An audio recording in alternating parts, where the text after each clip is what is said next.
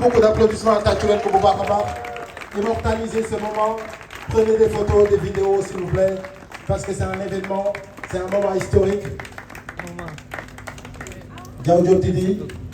Alors Diao, installe-toi. Toujours bien sapé, mon ami Diao. Alors, comme une cohérence, je pense que la première surprise de cette soirée exemplaire de cet album am na ñu commandé ba pare te benn bu ci nekk 1 million lañ koy jaayee le reste ñi nga xamante ni tey mënuñu jot ci 5 yooyu l'album est disponible sur toutes les plateformes de streaming que ça soit muy YouTube foo mënti dem Spotify Apple Music day foo mënti dem album bi disponible na di nga ko mën a déglu di nga ko mën a streamer donc pour la suite aussi c'est important pour le 7 ans parce que le 7 mooy nekk premier concert bu ñuy def mais concert la boo xam ne chaque année da koy def dédié ko ak ay xale yoo xam ne mooy ñi ñuy woowee ñun ci langage mooy mongol mu nekk ambassadeur di leen accompagner di def social ça va être le 7 au monument de la Renaissance. Un artiste waruloo am limite un artiste da nga war a am cette capacité à s'adapter tey musique que ça soit muy mbalax ak lu mu mënti doon musique kese la d'où la définition de la musique l'art de combiner les sons de manière agréable à l'oreille donc tey yàlla def na comme jawriñ lii étape la woon bu ñu waroon def parce qu'on est venu balaa nga ni naam ne fa Sénégal la ñu nekk il fallait que ñu fexe le public sénégalais adapté na donc à travers un style de musique boo xamante ni moom moo gën a général d'où la mbalax et que tey l'ensemble des singles yi ñuy génne woon album mbalax bi moo ko waroon concrétiser pour que ñu mën a proposer waat Sénégalais yi leneen parce que pour man carrière évolution la mais comme ni nga ko waxee muy yow tey li nga xam ci man parce que jege nga ma dëkk nañ ak ñeneen yàlla def na am nañ yeneen registre ñu ngi job ci beneen album boo xamante ni album bi tey double album la woon mais dañu dem ba titres yi bari ñu daal di koy séparer ni ok ce qu'on va faire mooy nañu génne un album mbalax d'abord suñu paree ñu doog a génne un autre album parce que de par expérience bu ndaw bi ñu jot a am c'est bien de jouer les autres styles mais tey foo mënti dem ci àdduna bi il faut que tey nit ñi mën la ràññee comme un artiste qui vient du Sénégal tey loolu dafa yokk ci benn base day tax ñu gën la respecter day tax ñu gën a xam fi nga bokk et man j'ai l'habitude de le dire il faut s'enraciner et s'ouvrir donc Inch'Allah j'espère que vous ne serez pas déçus yooyu yëpp ngeen xaar yàlla na fi suñu borom bàyyi yooyu yëpp di ngeen ci jot. Alors, Diao da ngay téye micro bi parce qu'on vient de me souffler une question waa ji nee na bëggul taxaw mais question bi da ko ñëw pour moi c'est une question essentielle mooy que pourquoi nga duppee album bi Nafio est-ce que da nga taq ci séeréer wala boog c'était ku ne xam na ne nuyoo la pour tous les Sénégalais mais raconte-nous justement lan moo tax nga duppee album bi Nafio. waaw merci beaucoup Maxime donc par rapport à cette question je me dis que tey Nafio comme ni baat bi di résonner Nafio c'est un mot très simple mais bu am benn signification boo xamante ni tey dafa deep dafa profonde tey je me dis que bi ñu demee ba war a trouver turu album bi dañu bëggoon loo xamante ni tey day méngoo ak ci situation bi ñu nekk day méngoo ak ñun li ñu bëgg refléter ci biir album bi et lépp loo gis day am commencement bi moo nekk suñu premier album d'où le commencement tey j'ai emprunté le nom Nafio parce que je suis séeréer ci samay maamaati maam ay séeréer lañu mais le plus important c'est la salutation c'est-à-dire signification bi mu am tey Nafio mooy salaamaaleykum Nafio mooy mbadda Nafio mooy kasumay donc c'était juste pour dire la salutation place bi mu am sur la société africaine tey lépp loo gis ci àdduna ñun bu ñu yeewoo muy sa soxna muy sa yaay muy sa am di jàmm muy say dëkkandoo li ngay njëkk a def mooy nga nuyu leen donc salutation c'est le commencement de toute chose pour notre société tey boo génnee en dehors du Sénégal sénégalais daf lay gis bu loo xamul sax ne la salaamaaleykum wala mu ne la na nga def nga ni ko maa ngi fi mais tey boo génnee feneen fu dul Sénégal boo rombee nit ki xamuloo ko boo ko nuyoo dalay xoolaat le pourquoi yow nga may nuyu donc il nous fallait ñu chercher loo xamante ni dina simple ci prononciation mais mu am signification boo xamante ni dafay deep dafay xóot maanaam donc nuyoo nekk na baat boo xamante ni dafa simple waaye nuyoo moom mooy commencement wu toute chose muy ñi nga war a liggéeyandool mooy ñi nga sëkkal am di jàmm mooy même ki ngay labat ci lépp loo mënti gis ci suñu société ça commence tout le temps par cette salutation loolu moo waral ñu daal di tuddee album bi Nafio. Belle réponse.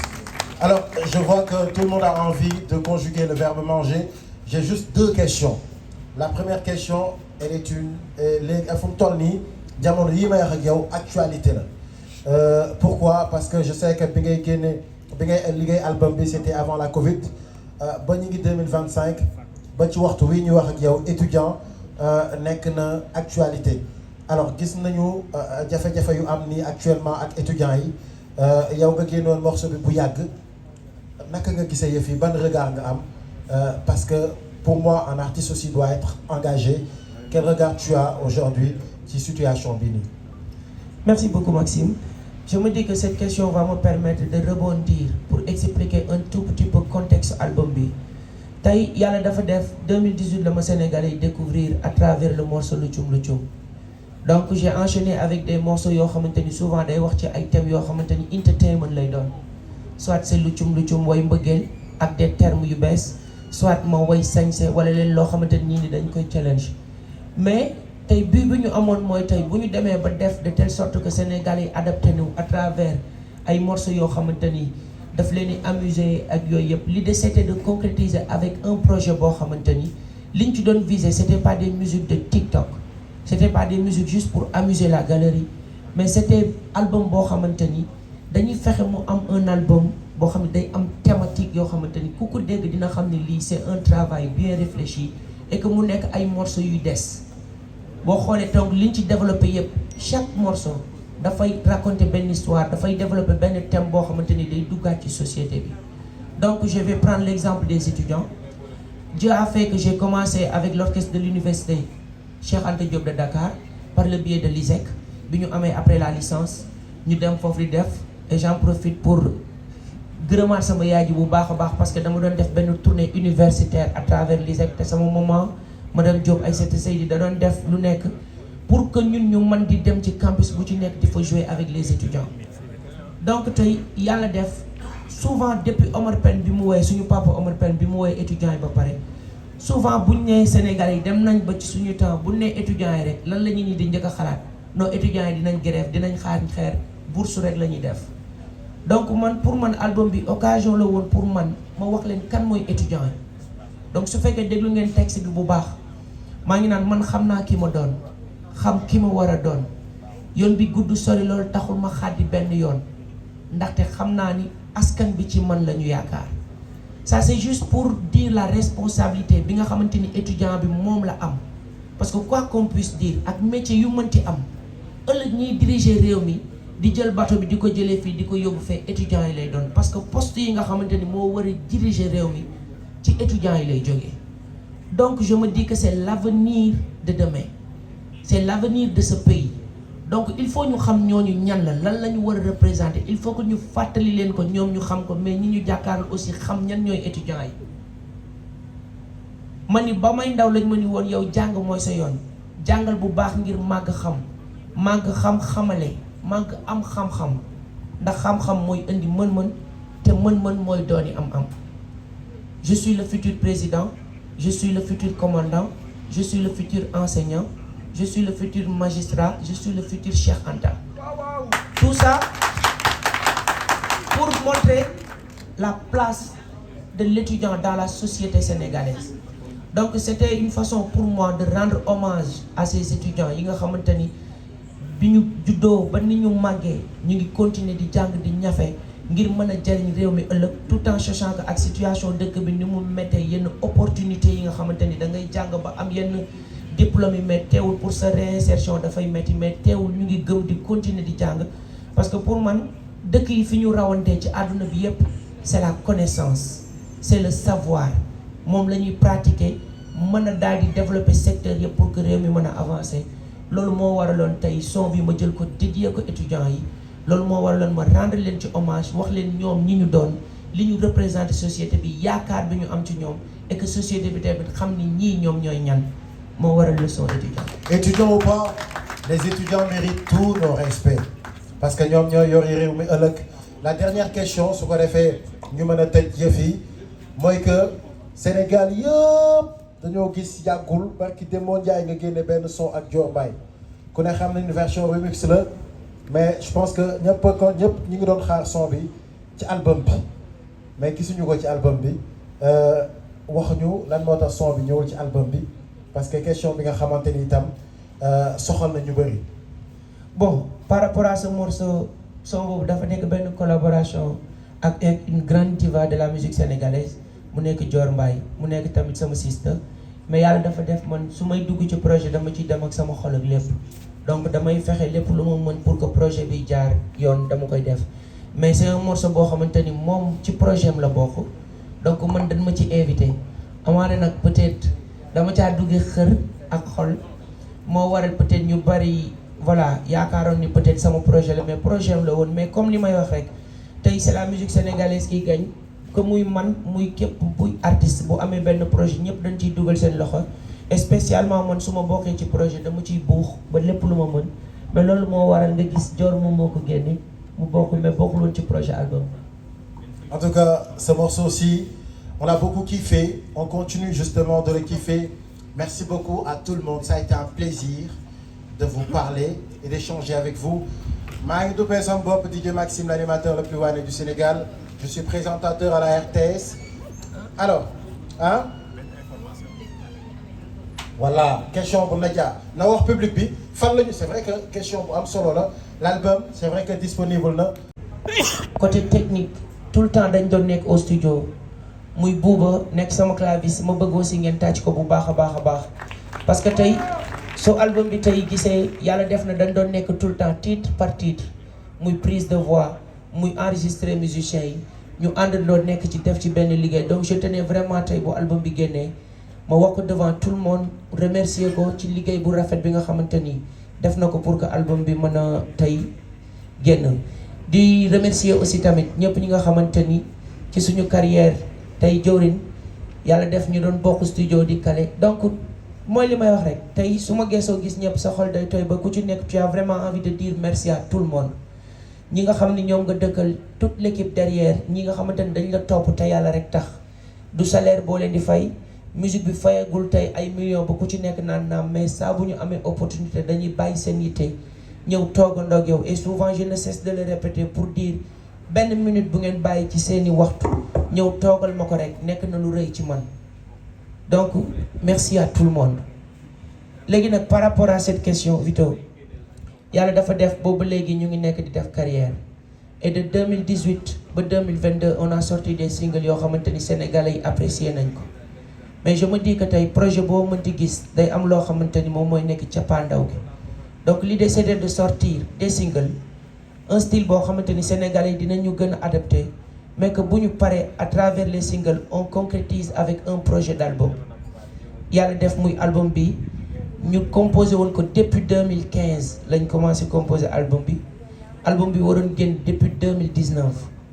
suñu borom def pandémie am ci dëkk bi affaire yi yëpp daal di tëju ñu daal di dañuy téye album bi ba après de 2019 ba 2022 Covid pratiquement bi ñu fa jógee élection yi donc c'était vraiment compliqué mooy li Bass doon wax on a traversé vents et marées à chaque fois bu ñu jàppee ni dañuy génn album bi wala dara tout le temps dina am ay yenn kii mais sant yàlla rek parce que dañ naan lu jot yomb amaana bés bi tey la ko suñu borom tuddoon donc en un moment vu que def nañ ay single et que calé nañ un album qui devait sortir mais que situation bi may ñu ko woon pour ñu génn ko ci waxtu yooyu moom moo waraloon nga sentiroon benn break boo xamante ni defoon nañ ko pour mën a génn plus se ressourcer dem dàq ji leneen loo xamante ni moom lañ doon def au-delà loo xamante ni ça dépassait nos frontières pour xaar le moment opportun pour venir présenter l'album parce que l'album devait être la suite de l'ensemble des singles yi nga xamante ni moom lañ génne woon donc ñu jom ko ba beneen album fekk si waat ko ci mu nekk un double album mais comme on dit rek l'homme propose Dieu dispose tey la ko yàlla tuddoon pour ñu génne ko moo waraloon tey ñu xawoon raar un peu la scène musicale mais alhamdulillah we back te ñaan nañ yàlla mu continuer Sénégal yi gis boobu léegi li ñu nekk di liggéey pour jox leen ko donc je pense que par rapport à cette question réponse boobu laa ci amoon et beneen réponse bi mooy le fait que ma bokk ci ñi nga xamante ni ñoom ñoo njëkk a commencé di def ay musique pour ñu koy challenge je pense que c'est ça donc bon je me dis que tey Sénégal musique sénégalaise ku ci nekk da ngay indi sa contribution comme j'ai l'habitude de le dire la musique évolue génération bi day dox ñi di dañuy ñëwaat tey suñuy papa ñoo fi nekkoon après suñuy mag nekk fi ñun ñoo nekk fi ëllëg suñuy rakk ñoom ñoo fi nekk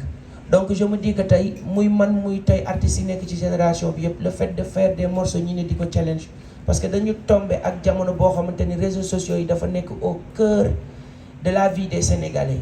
donc ku ci nekk tey mën nga xëy même boo seetaanul télé da nga yor sa smartphone et tout le temps on est tout le temps connecté moo waraloon ñun aussi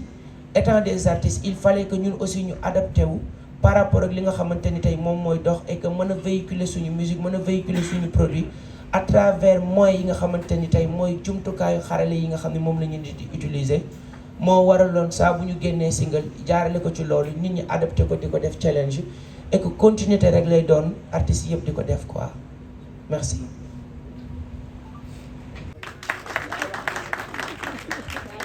Bonsoir tout le monde, ñu ngi leen di nuyu ñëpp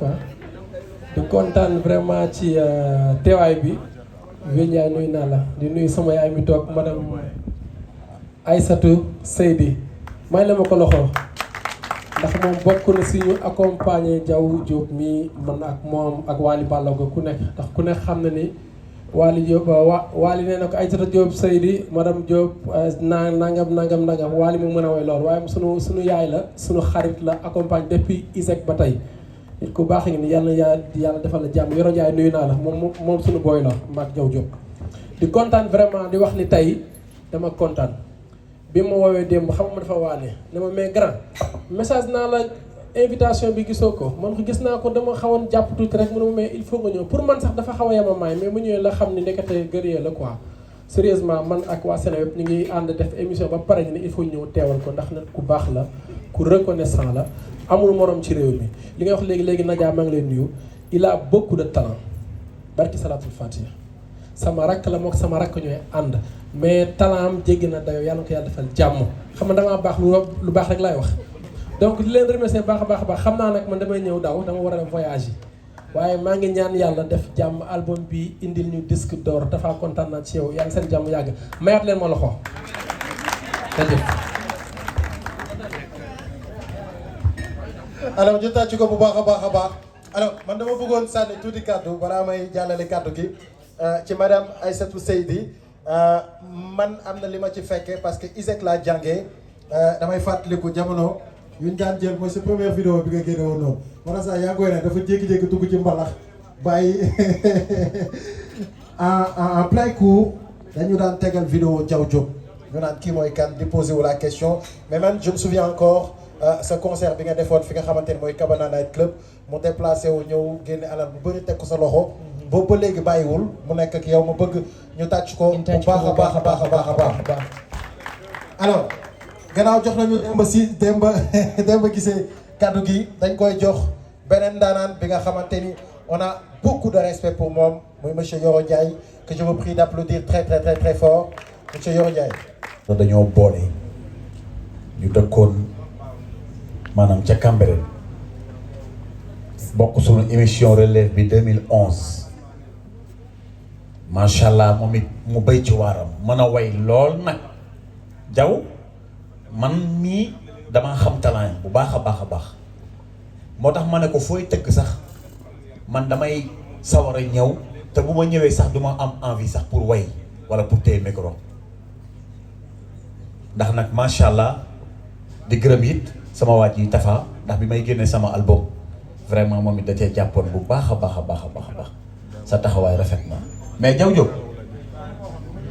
damay ñëw nag ci sa jikko artiste nga boo xamante ne artiste nga ci biir artiste yi ndax man mii ndaanaan laa de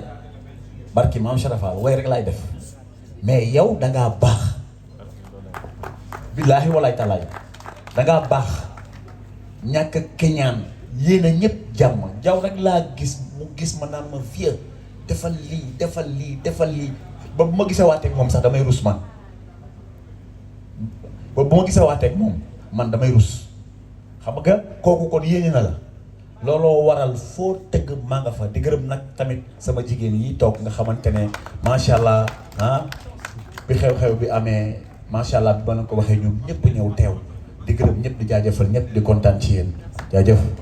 Vieux Ndiaye ñu tàcc ko bu baax a baax alors je rappelle que. salaamaaleykum tout le monde maa ngi leen di nuyu di leen ziar yéen ñëpp donc Diaw namoon nañ la Sénégal namoon na la donc damay wax démb daf ma kóol ne ma boy dama bëgg nga ñëw fekkee li nga xamante ne moom laay def damay génnee sama album. Diaw d'abord balaa may wax ci album bi wala may wax ci musique damay wax si sa jikko man lébu laa du ma waxal kenn loo xamante ne genre nekkul si moom bi ngay nekk sa diggu doole may takk jabar ma kóol ne la bro sa son bi de maag sama jabar si oto bi moom la ñuy bounce moom la ñuy fecc nice comprendre su ma sañoon da ngay ñëw nga bàyyi sa lépp ñëw fayuma la dërëm nga woo ma démb ne ma damay def sama xew foog nga ñëw donc foog ma ñëw waxal la d'abord ci sa jikko nit ku baax nga ku modeste wàccee sa bopp tey la jamono neex nii rek artistes yi ñii di jaar gauche ñii di jaar droite ñii di tëb mais bu dee musique kese lépp yaa ngi fa toog jamonoy sañse ba tey même bien avant donc maa ngi lay féliciter lii bettu ma maa ngi koy dégg fee maag Amadou ñu ngi fecc yu neex tu vois xam nga yoon bi xam nga li nga war a def bi ma gisee ñi toog ak yow la sama xel gën a daal ñi may waxal xam nañ seen bopp tu vois donc dama bëgg ngeen tàccu ko bu baax a baax a baax parce que mérité na ko musique Sénégal tey la rek moom mu voyagé gars yi di dem ak ñëw mais talent dama mos a dégg Jay-Z mu ne bu demoon ba perte lépp xam nga ci lan lay investir ci li nekkoon si boppam boo demoon ba perte ñii nii ñëpp nga perte lépp investiral ci sa bopp nga xam ne da ngay dem naa fi yow bro jaajëf et aussi passion bu la ëppee doole foog mu nekk business sa patron bu la doyul foog nga nekk chef jaajëf. Malick Ndoye alors impression bu mujj la ñuy jël soo ko jàll ci. yére di ko sol dama toog ba ci yàgg rek sama ronk ji commencé quoi kenn mënu comprendre quoi affaire yi li ci nekk bëri na quoi waaw doy na waar trop li fi feeñ bëri na y a beaucoup de yoo xam ne kenn mënu ko sax expliquer mais mu jàpp rek gëm boppam en plus li ma ko gën a nawee mooy nit ku bëgg famille la xam nga tey nga ñëw nekk booy xam nga bokk ci benn famille bu modeste tey nga màgg tey ñu ñafe sa life comprendre nga di yéeg avion yi di wàcc ba jënd gàlle boo dugal sa yaay ne ko kaay dugg fi toog sa yaay jaral la nga sacrifier sa carrière jënd kër yenn ko ba si kër bi dugal ko ba pare nga jëndal ko ci digg town bi fi nga xam ne nii fa la juddoo yaroo fa ay nawlem nekk foofu nga yóbbu ko foofu ne ko kaay dëkk fii toog ma continuer sama carrière loolu moo ma gën a marqué ci moom booy yow amagoo dara yow loo amagul dafa ñëwagul ñii fi nekk ñëpp da nga leen di parce que de un yaa leen ëpp talent li nekk ci yow sénégalais yi xamuñu ci sax li ñu gën a xam moo gën a tuuti ci yow ay détails rek la ñu xam ci yow li ne ci yow nekkul ci benn artiste man maa wax loolu te li ci kanam rawul bët booy yow amagoo dara yow xam nga man du ma waxantu man su ko amoon fautif man lu ma wax lu ma gëm la mais maa ngi lay ñaanal album bi nga wër ci àdduna waaw li nga bëgg yaa ko xam sa xol yàlla dana ko yàlla defal mais man daal je suis ému quoi kontaan naa trop ci yow je suis fier de toi. damay juste jaajëfal leen ci teewaay bi ngeen teewal sama rakk ji vraiment di ko ñaanal li nga xamante ne bi muy album bu mu génne bi yàlla teg ci loxo puus ko ba mu kawe njortam lépp lu ma ciy xaar rek yàlla na ko yàlla defal di nuyu suñu yaay ji toog moom it yàgg ci jàpp man ma fekk ci lu bari di nuyu journalistes yi nga xamante ne bi ñëpp ñu ngi def déplacement ñëw fi soutenir ko li ñu mën a def rek mooy encourager ko parce que le fait ci jamono ji ñu toll génne album c'est pas facile yombul nga fexe ba génne un album du ñu def lu may encourager la ñaanal la mu am réussite vraiment li ci des man ak yow la après moom rek xëcc nopp bi dinaa xëcc nopp bi ok jaa ngeen jëf.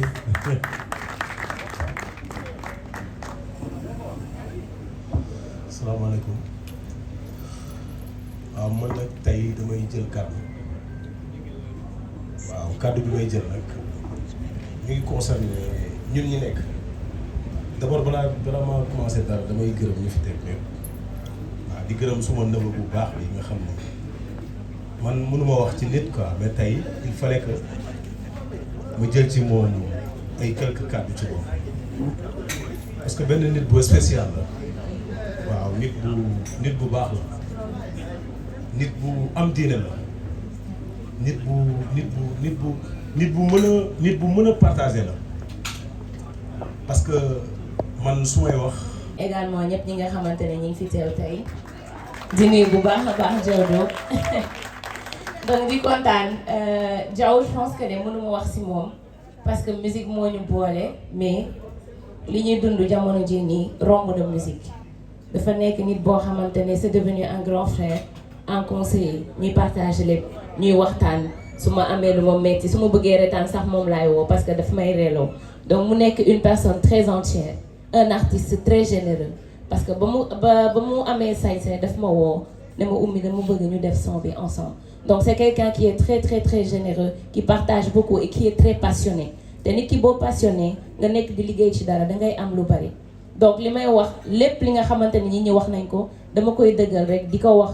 bon courage di ko wax que ne album bii nii yàlla nekk lu la jik waaw ñu séntu ko fu kawe et comme Nadia nu mu ko waxee Diaw li amaana 1% la rek ci li mu ñuy woon donc c'est un artiste très très très talentueux qui peut amener la musique sénégalaise très loin donc bon courage à lui et félicitations encore merci beaucoup. malgré obstacle yi parce que obstacle yi bëri nañ mais da nga nekk ci sa yoon am gëm-gëm boole ci humanité bu bëri Diaw laa gis comme artiste koo xam ne trahir nañ ko sama kanam day accueillir seen noppi bàyyi mu sedd il a un cœur large day jéggale moom liggéey nañ peut-être pas ñàkk déggoo mais ñàkk timing moo tax liggéeyatuñu mais taxul ba tey Diaw du def dara te du ma woo laaj ma sama avis que ma nekk fi ma ñàkk fi nekk parce que dafa reconnaissant te tey dafa am leneen loo xam ne xam naa ni xamuñu ko mais gars yi li ñu am peut-être xaw na lañ ci si yow mais li nga am ñoom amuñu ko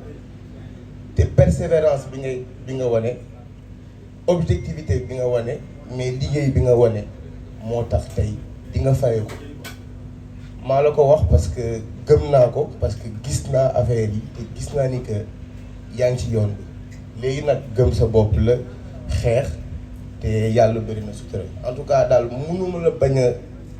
rendre hommage parce que tu es une bonne personne benn défaut rek nga am mais jaraaw loolu du ma ko wax fii en tout cas nekkal si jàmm te yàlla na la yàlla jàppale. merci beaucoup. à la limite yoo xamante ni seen yëfu bopp lañ koy def donc tey pour man ñooñu amuloo seen fay parce que tey dooley jën ndox la te artiste bu ci nekk tey sa doole mooy public bi nekk sa ginnaaw ñi nga xamante ni boo tëggee ñoom ñoo lay fekk si soo génnee son ñoom ñoo koy partagé ñoom ñoo lay jàppale ñoo lay booster ñooy tax lu mu metti doo bëgg a xaddi pour leur faire plaisir moo bëgg ngeen tàccu seen bopp bu baax a baax di xam ni sama cofeel ci yéen du am fin am na tàmbali mais amul fin et ci loolu aussi laay rebondir pour remercier ñi nga xamante ni depuis le début tey ku ci mel ni Fada Bam su muy toog sama wet depuis jamonoy école la ça fait plus de 10 ans koo xamante ni chaque jour bu ma gëstoo gis ko sama wet donc mu commencé ci ay dem téléchargement bi ñëw ñëpp xamoon tey néegu rap musique artistes yëpp doon bëgg dem fa mais maa ngi moom yàlla dafa def loo xamante ni dafa dépassé même cadre affaire musique mooy nit ki nga xamante ni su ma ñëwee tey ne ko lii laa bëgg a def bu nee ma tëbal nga jaar nii sans réfléchir damay dem ma tëb ma jaar nii parce que xam naa ni balaa mu ko wax dina ko xalaat te bu ko xalaatee ba pare li muy xalaat du xool moom intérêt mais dina xool loo xamante ni man tey sama intérêt et je tenais vraiment à dire ces choses parce que d'habitude je suis quelqu'un boo xamante ni je suis toujours dans le feu de l'action et je me dis que c'est des moments comme ça ngay mën a am opportunité pour wax li nga xamante ni ay nit la yoo xamante ni marqué nañ la sa vie te am na tey loo xamante ni apporté nañ ko ci sa life et c'est au-delà de l'aspect yi nga xamante ni ay matériel la wala dara mais c'est plus deep que ça et su ma limee damay juum bari na fi ñoo xamante ni tey sama xol dafa tooy grand Yoro Ndiaye